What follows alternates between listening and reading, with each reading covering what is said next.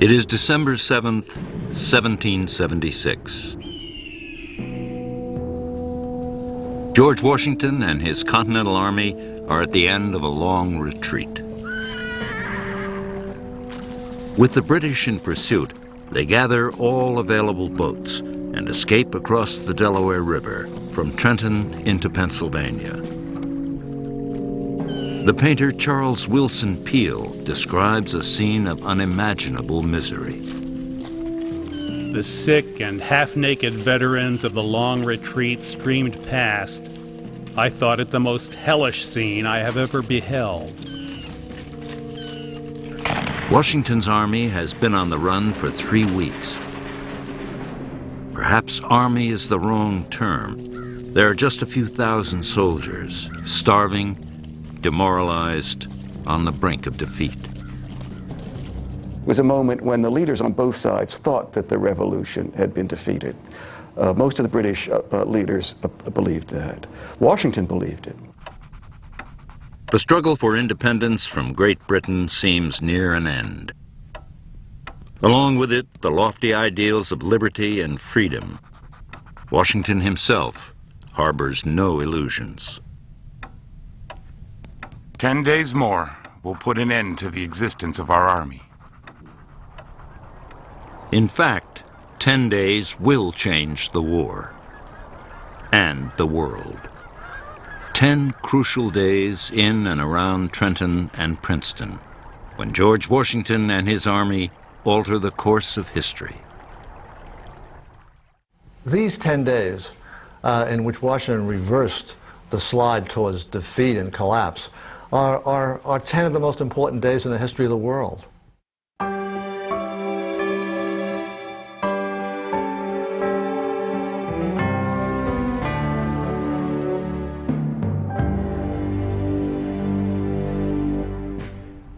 December 12, 1776. Washington's army is on the Pennsylvania side of the Delaware. Across the river in New Jersey, the British, well-armed, well-fed, supremely confident. They seem destined to capture Philadelphia, America's capital. Thomas Paine sums up the situation in his pamphlet, The American Crisis. These are the times that try men's souls. The summer soldier and the sunshine patriot will, in this crisis, shrink from the service of his country. But he that stands it now deserves the love and thanks of man and woman. How did things become so dire? Just 5 months earlier, the Continental Congress ratified the Declaration of Independence. A glorious and radical document. Governments are instituted among men, it said, deriving their just powers from the consent of the governed.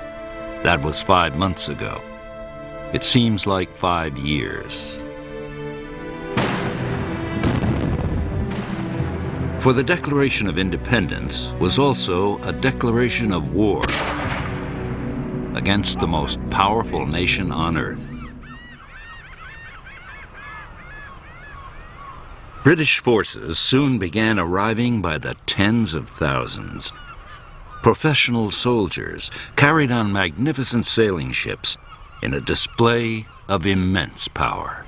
George Washington and the Continental Army were up against the best regular soldiers in the world. Highly trained, highly disciplined, highly experienced. They had an average of, in some of these regiments, of 7 to as many as 9 years experience. Many of the Americans had that many days of experience. But the inexperienced Americans had something else, a cause for which they were willing to die. I think what motivated the Americans of 1776 was that word liberty. They were definitely fighting for their free way of life.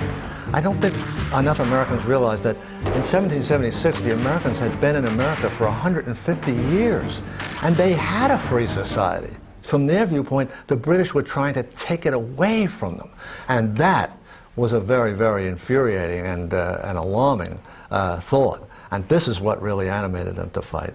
But in the summer and fall of 1776, one British victory followed another. Long Island,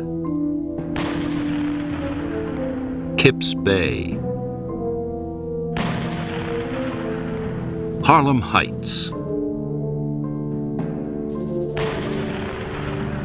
White Plains, Fort Washington, Fort Lee. Finally, Washington felt he had but one choice, a retreat through New Jersey.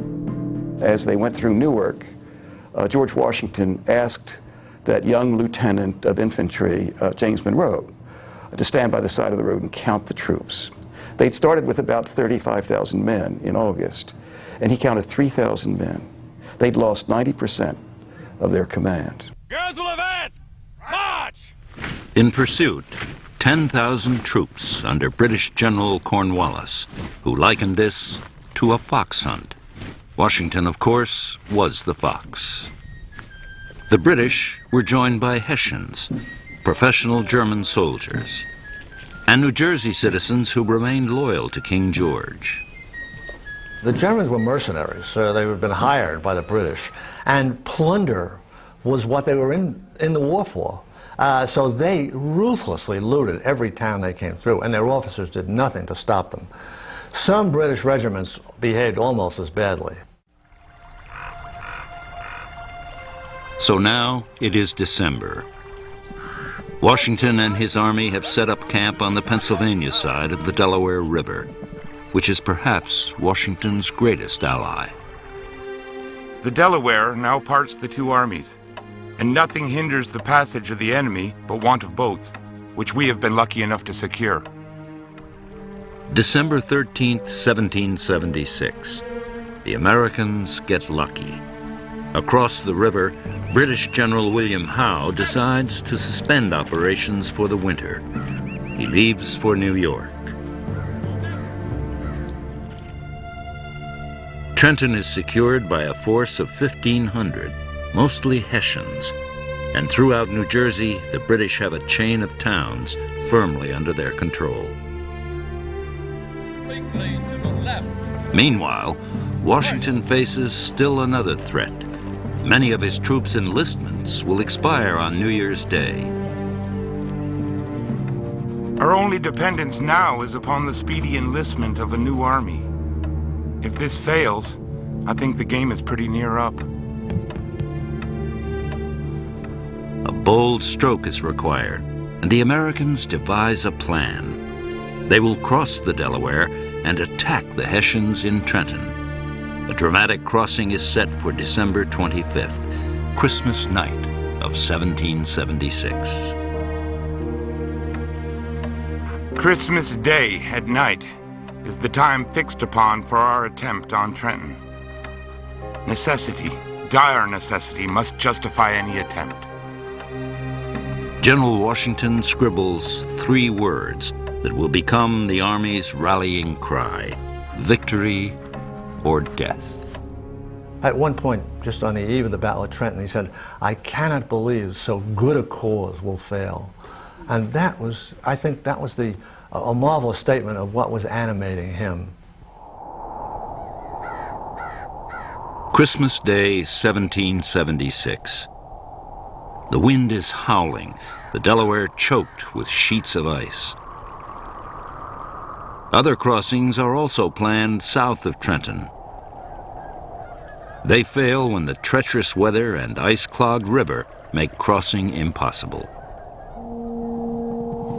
Upriver at the primary crossing point, flat-bottomed Durham boats are waiting. 60 feet long, built to haul iron ore. They are about to haul a wretched army across the Delaware. From McConkey's Ferry in Pennsylvania to Johnson's Ferry on the New Jersey side. Ferry boats are used for horses, cannon, and wagons. The officer in charge of the crossing is Henry Knox, 6 feet tall, nearly 300 pounds, just 25 years old. The floating ice in the river made the labor almost incredible. The night was cold and stormy. It hailed with great violence. However, perseverance accomplished what at first seemed impossible.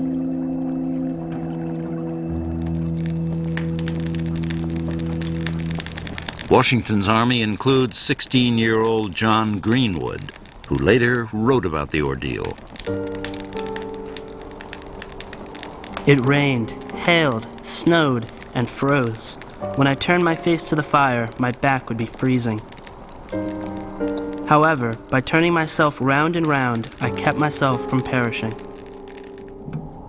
The boats ferry soldiers across the river, about 40 at a time. There are 2,400 men in all, more than 100 horses, and 18 cannon. The operation takes nearly 10 hours, far longer than expected. Washington was sitting on the east bank of the Delaware, on the New Jersey side, wrapped in his cloak against the weather, and wondering, should he call it off? And came very close to doing that. They were now so late that they'd be attacking in daylight. And he felt that surprise would be lost, and the operation became even more desperate. But then he decided that to get those men into the boats and send them back again might be even more difficult than going forward. And so off they went. Finally, at 3 o'clock in the morning, the army is in New Jersey, now facing a grueling 9-mile march to Trenton. As they marched down the road towards Trenton, Washington's horse slid off the bank of the road and started to go down into a gully. And everybody thought for a moment that this was going to be a disaster, that he may go tumbling down and even get killed.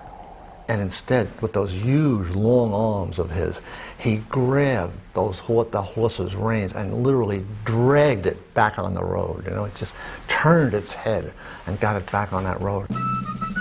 The men remained together for 5 miles, then split into 2 columns. Along the way, 2 men freeze to death. At 8 in the morning, both columns reached the small village of Trenton. About 1,500 Hessians are there, under the command of Colonel Johann Rall. He had been warned of American plans, but is confident an attack is unlikely.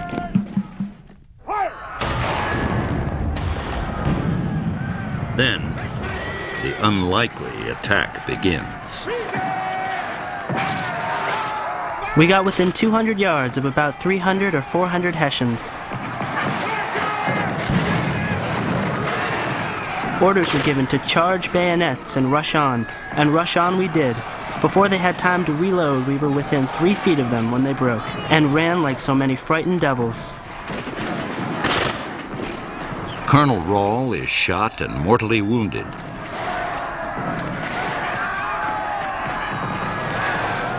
His men lay down their weapons and surrender. There would later be rumors that the Hessians had been partying. In fact, they fought nobly, but were soundly defeated. The myth is that the Hessians were drunk, that they were celebrating Christmas, that their commander was drunk, and I think none of that was true. The Hessians fought with great courage. Their officers led them with great resolve. The Battle of Trenton is over in less than 2 hours. 22 Hessians are dead, and nearly 900 captured. Washington describes American casualties as very trifling. The victors and their prisoners march back up river and cross the Delaware again. They reach camp in Pennsylvania, exhausted, ill, malnourished. But they had marched 20 miles, defying both the weather and the odds. News of the battle spreads through the colonies.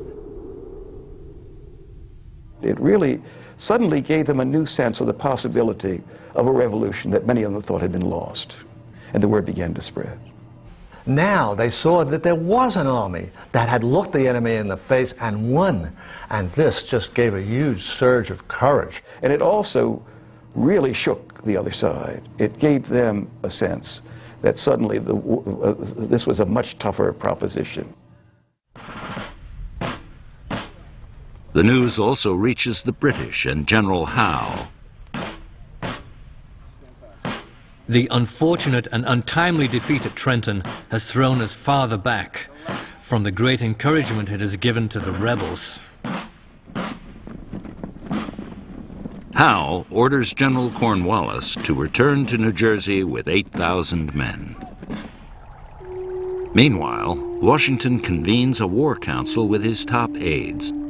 They decide to cross the Delaware again to take full advantage of the British confusion.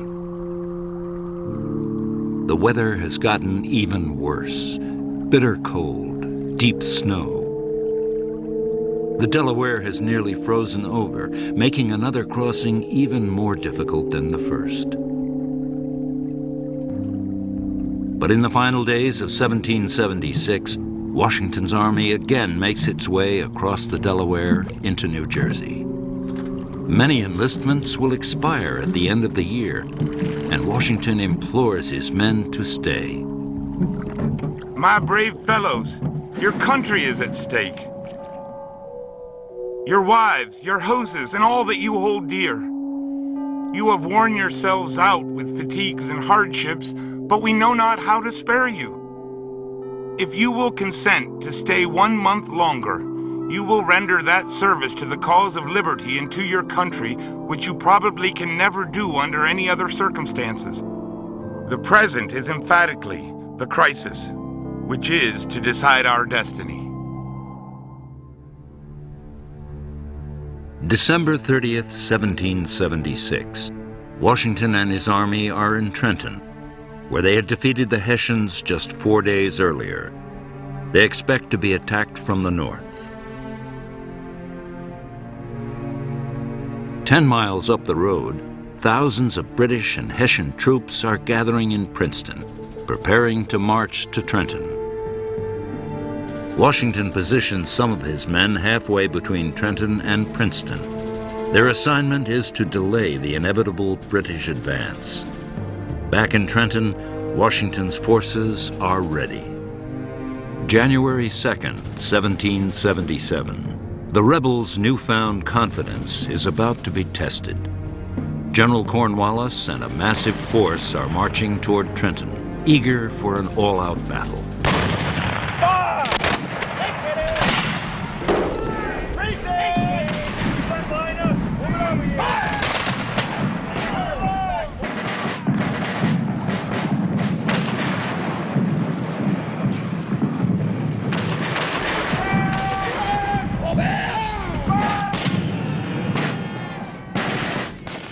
Along the way, Americans engaged the British in a series of skirmishes, delaying their advance. The delays are costly to the British, who finally reached Trenton at sundown. Washington and his troops have taken positions on the south side of the Assunpink Creek. This is the Second Battle of Trenton.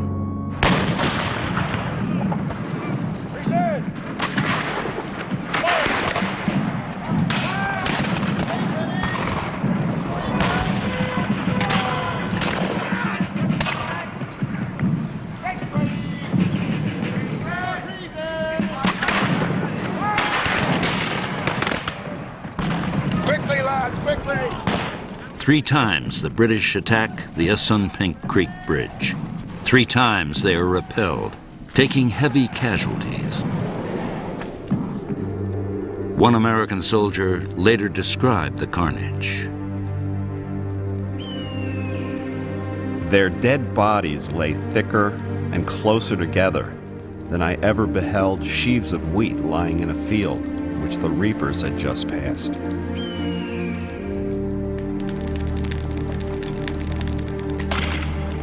As darkness falls, the Americans are encamped on one side of the creek, the British on the other. The Redcoats expect to easily defeat Washington the next morning. In the night, Washington had some of his men build fires, and they could hear sounds of digging. They thought, oh, the Americans are entrenching there on the hill. No, they're trying to keep warm with all these fires. Meanwhile, Washington's whole army marched by back roads and completely outflanked the British army that was sitting in front of Trenton. And the next thing you know, in the early morning, they attacked the British garrison in Princeton. This time, the frigid weather is an asset, turning muddy roads solid, enabling Washington and his men to move through the night.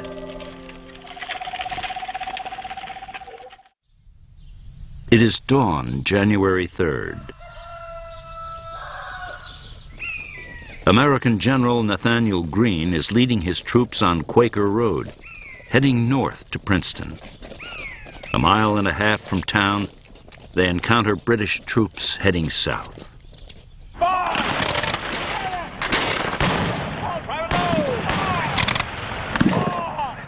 With a ferocious British bayonet charge, the Battle of Princeton begins on the farms of William and Thomas Clark.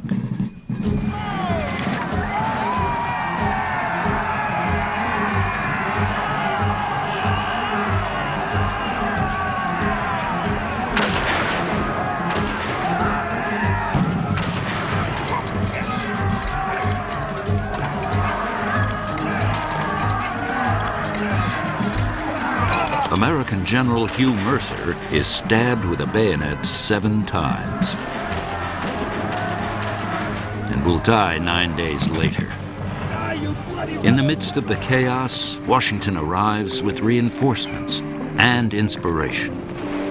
He rode down the line between the British and the Americans and gave the order to fire while he was right there in between the two lines. And one of Washington's aides, Colonel Fitzgerald, put his hat over his head, over his face, like that, because he thought sure Washington was a dead man. And this huge billow of smoke rose from the muskets on both sides. And when it cleared away, there was Washington, still on his horse. It was just miraculous.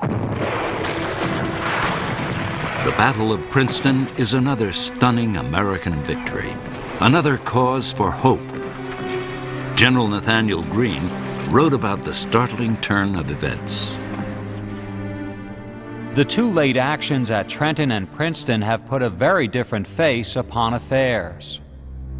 And a good many British officers began to doubt that the American war was winnable. And this only a few weeks after they thought that it had been won. Following victory at Princeton, George Washington decides to march north to Morristown, New Jersey. He will spend the winter with his wife Martha and his most trusted officers, rebuilding the army, planning future strategy. The war is certainly not over. There will be 6 more years of fighting. But there has been a remarkable turnaround. A British historian later summed up the battles of Trenton and Princeton.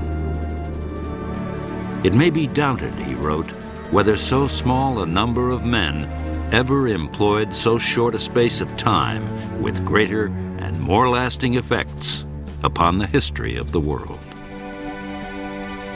If the Americans had failed at Trenton and Princeton, or either one of them, they would have become peaceful, submissive, obedient servants of His Majesty George III, and the whole marvelous spirit of independence and liberty that has animated this country would have really vanished. In those 10 days, as 1776 gave way to a new year, despair gave way to hope. Gloom was replaced by confidence, and a new nation, still in its infancy, was beginning to stand on its own.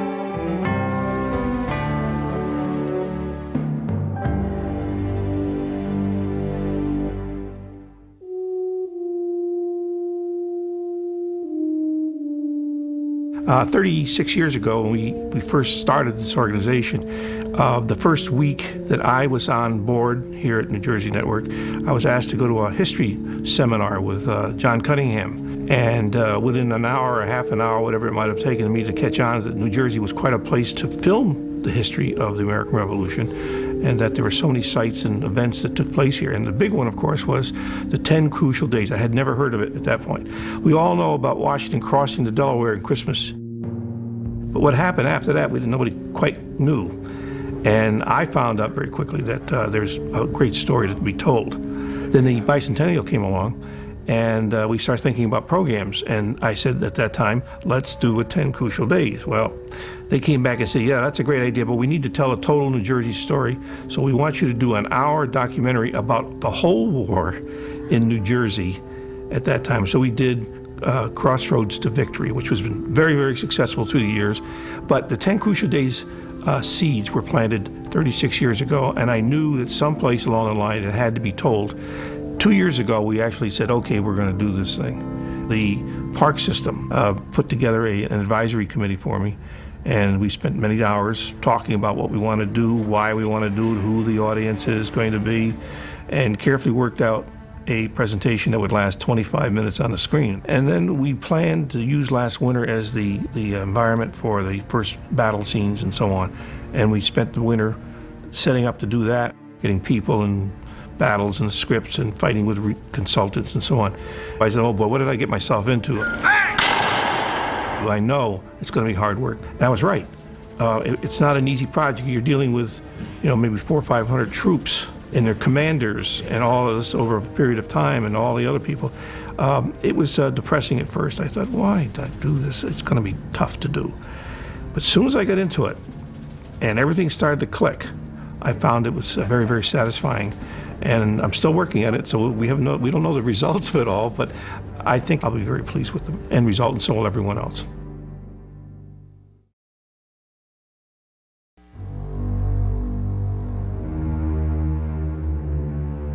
I think the scene that we shot of General Mercer being killed at Princeton was the most overwhelming thing that I think we accomplished very well.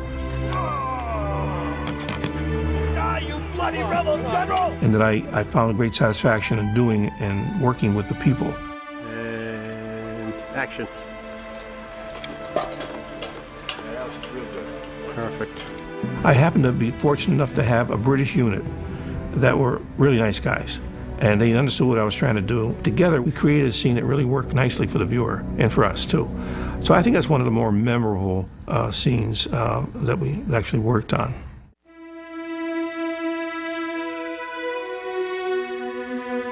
They're reenactors and actors, and they were both challenging. Just as much as we were working with a large Hollywood group, the same problems, personnel problems, administration problems, tactical setup problems, all that kind of stuff, lunch for this person, breakfast for this group, all those things that are necessary to bring a group of people together to film anything that has a story to it. The real problem, of course, wasn't people or machines, it was Mother Nature. The real story took place in miserable, stinky weather. Not blizzard conditions, but rainy, icy snow, floating ice on the river and so on. We had cold weather, fortunately, for all of that, made a difference, but not snow. We did say some prayers the night before the crossing, and the prayers paid off because we did get a lot of snow. And that worked out. Scenes were great, just beautiful. But most of the snow was created by Jeff Risley. I was sick in bed at home, and a storm came up. He jumped in his van and drove up to the crossing and photographed snow coming down over the river. And we took that snow and electronically matted it over scenes, like the boats crossing the river when there's no snow. Well, we make those boats cross at night. We darken the scene, put a little blue coloration in it, and then add a layer of snow on top and let it blow around. And you know what? You could fool me. It works.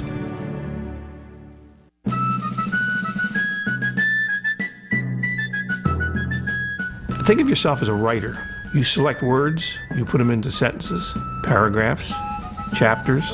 That's exactly what we do with film or video. I try to use pictures to tell the story. A shot of a woman, or a shot of a man, or a cat, whatever you need to put together in a string of events to tell the story. So it is like writing, except it's at a multi-level. It's action, it's motion, it's color, it's excitement, it's volume of sound. It's the movement of the images. It's the images that tells the story. So in a sense, you're writing visually. This is kind of new to me too, because I'm always used to working in film, and film we used a Steenbeck, or just, rewinds. And for most of my career, I had rewinds, or an editing machine that the film went back and forth on the viewer, and you put the splices in and so on. But now it's all electronic. It's a computer. Everything is stored on a hard drive. Sound, picture, effects. We have operators. They know how to run the machine. In particular, in this case, is Jeff Risley, who is also a cameraman for us, can look at that machine and make it do what we talk about, he and I.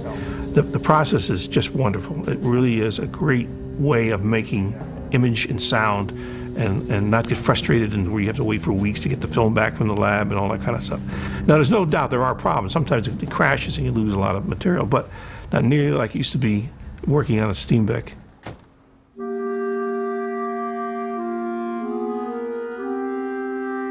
If they had lost any of the battles, just one of them didn't happen, there would have been no country today. I think that's the important thing to get across. And our troops were motivated. They learned their own way of doing business over 150 years, and one of them was freedom. They weren't stuck in an island in Britain where everybody was controlling them. They were pretty free, and they learned it and they liked it.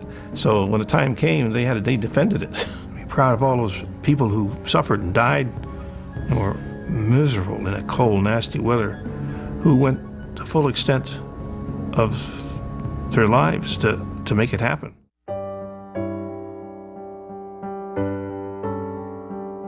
I think the name of the program is actually the sort of a clue to what we were trying to do. 10 Crucial Days, The Road to Liberty. Liberty was the driving force and motivating force that made the Army work. After 150 years of liberty, they were losing it, and they knew that if they didn't fight for it, they weren't going to get it back. So they really built up a whole thing about the concepts of liberty, and they went out of their way to preserve it. And that's what we try to point out in the film, that it was a motivating force, but it was a very noble act upon people who had some foresight and some drive and intuition to know, this is it, pal. We've got to make this thing work, and if we don't, we're going to lose all those things that we value so much in our country. Thanks for watching. If you'd like to help us produce more compelling historical content like this, please like, comment below, and share this video with fellow history buffs. And of course, be sure to subscribe to help keep history happening.